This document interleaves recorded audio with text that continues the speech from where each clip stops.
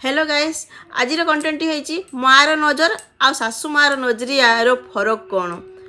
ठीक अच्छे से विषय तो निहाती जाना ता पूर्व कोई रखी सांग मैंने नमस्कार जय जगन्नाथ मु नमिता स्वागत करुच्ची मो YouTube channel motivational fact story YouTube channel को सांग मैंने केमी अच्छा आशा करुच्ची आपण मैंने बहुत भले थे मुझे बहुत भले अच्छी गाइस आज भिडियो चलतु स्टार्ट करवा आउ डेरी करवानी कि पूर्व कोई रखुच्छी जल्दी जल्दी सब्सक्राइब कर दिखाँ ताकि नुआ नुआ भिडियो आसे आप पहुँची पार आ जल्दी जल्दी लक्ष्य सब्सक्राइब कर दिखाँ सांग मैंने डेरी करूँ ना ठीक अच्छे सांग मैंने आसतु जाना मार नजर आउ सासू मार नजरियार फरक पार्थक्य कौन ठीक अच्छे बहुत सुंदर वीडियो आ बहुत इम्पोर्टाट वीडियो यहाँ समस्त जानवा दरकार है फरक कौन माँ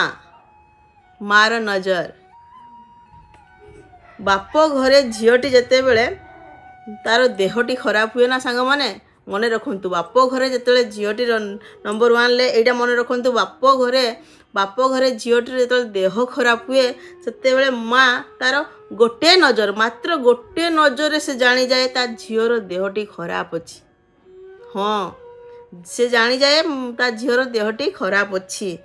आउ से घरे ता समस्त को कही दिए जाइकरी जे मो झीटीर देह आज खराब ता बापा घर लोक मेम्बर जिते सब थे घर फैमिली मेम्बर समस्त को से कहे जे मो झीर आज देहटी खराब अच्छी से गोटे नजर से जानी जाए गोटे नजर देखी से कही दिए जे ता झील देह केते खराब बोली आउ सी किंतु एठी फरक कौन रोची माँ जानी दिए गोटे नजर किंतु सासू माँ देखिकी जानी पारंतिनी जे से झीटी बहु जी होइकी आसीची से भी तो गोटे झीटा तो तार देह खराब अच्छी बोली से एइटा देखती काम सरीची ना नाई बरं एइटा कहबे बाहाना करुची सासू माँ कहे बाहाना करुची आ काम सरीला ना नाई सब काम जदि सरी नथिबो ताले से काम सार बोली ऑर्डर देबे माँ और सासू माँ भितर एइटा फरक आसतु संपूर्ण आलोचना करिबा कौन कौन फरक आहरी अनेक फरक अच्छी माँ जिते झीटीर देह खराब थाए ना माँ पाखरे बसी ता मुंड आउसी दिए ता गोड़ को घसी दिए आउसी दिए ता देहरे हाथ मारी आउसी दिए से कौन खाइबो ता कौन खाइले ता पाटी को भल लागिबो ताहा बनैकी दिए पाखरे बसिकी ता सेवा करुथाए डॉक्टर को देखई भी मेडिसिन खुआई दिए आउ सब बड़े कहे मारे भल हो चिंता करनी तू सोई जा आराम से है ता मुंड पाखरे बैसिक आउसु थाई ताको गेल करू थाई ता झीर देह भल नाई से परा माँ जदि सामान्य टिके थंडा कि काश कि ज्वर भी होइतिबो ना मो झील आज देह भल नाई बारंबार से कहू बुलुथबो मोर झील आज देह भल नाई ता झील को मुंडरे आउसुथिबो है मो झील निजे ठोपे ठोपे ता आखिरे लुह पड़ जाउथबो कांदी पकाउथबो से माटी जे मो छुआर देह भल नाई आ जदि ता छुआ न खाए मारे धनरे कहीकि ता झील को खुआई दिए ताकि ता झील को दुर्बल न लागू है जेतिकी खाऊचु खा पछे माँ 2 चामच खाई दे से जो मार जो स्नेह भरा कथा सेटा सासू माँ ठू मिलेनी आज्ञा खुएबा तो दूर थाऊ से मिठा कथा दीपद मिलेनी सासू माँ ठू एटा होची फरक माँ देखे मो झीर पसंद कौन खाइबा पाई से भल पाए सेटा बनैकी देले हुए तो से खाईदब कहीं मो झीर देह भल ना किंतु सासू देखेनी मो बहुर पसंद कौन देहटी तो भल ना जानी कि भी से कही दिए जे बाहाना काढ़ुची काम करने पड़ो तो से बाहाना आर खाली देह खराब होची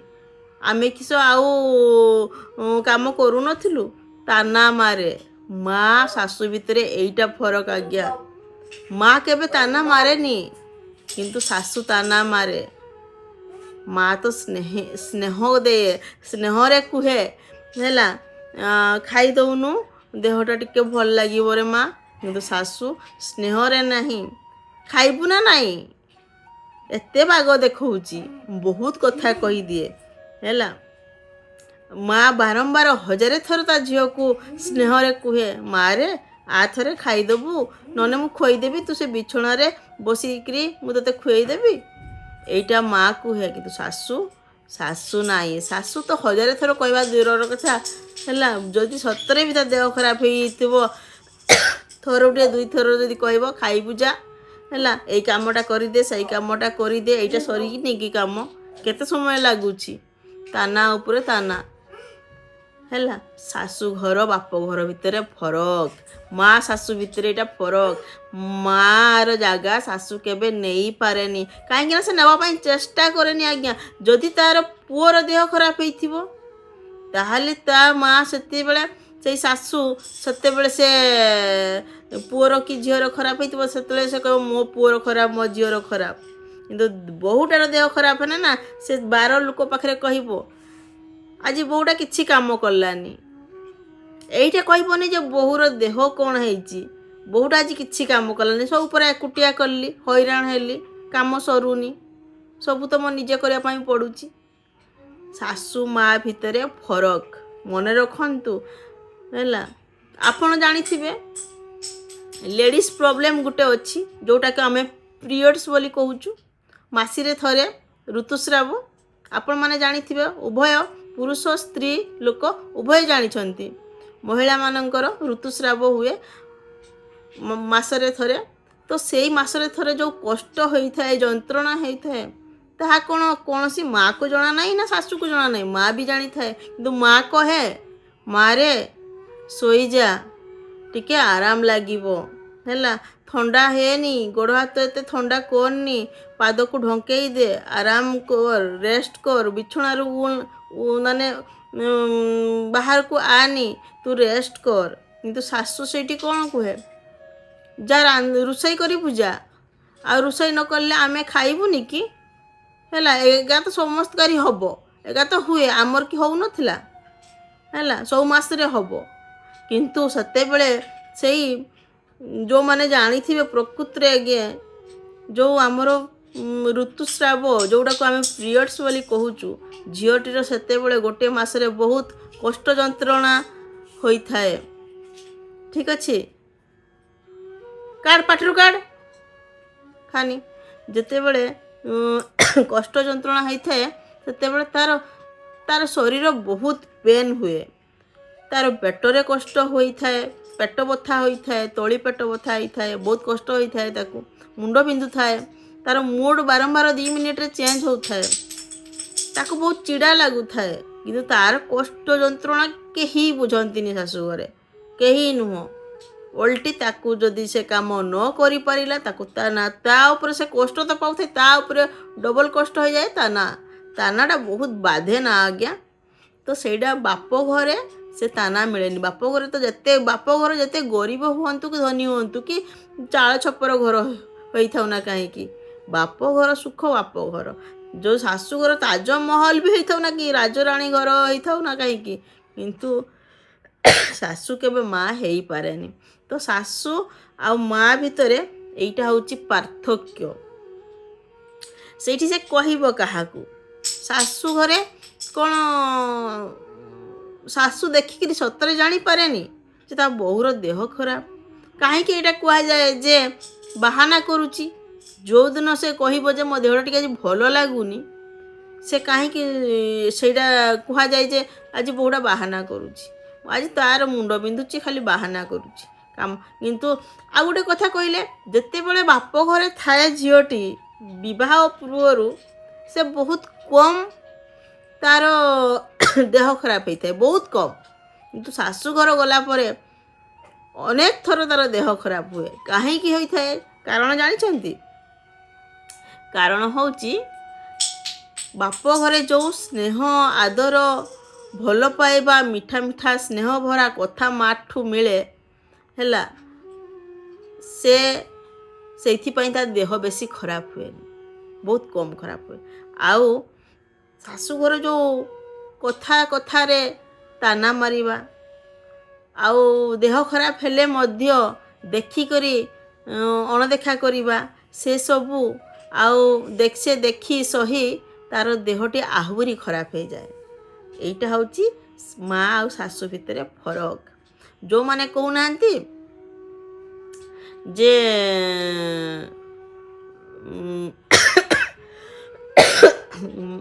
शाशु माँ है शाशु माँ हाँ आज्ञा से माँ नुह शाशु परे माँ नागे है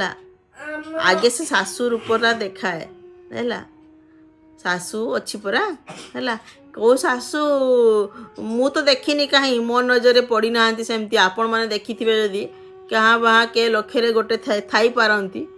है मु आज पर्यंत देखनी जे शाशु केबे माँ हो है सी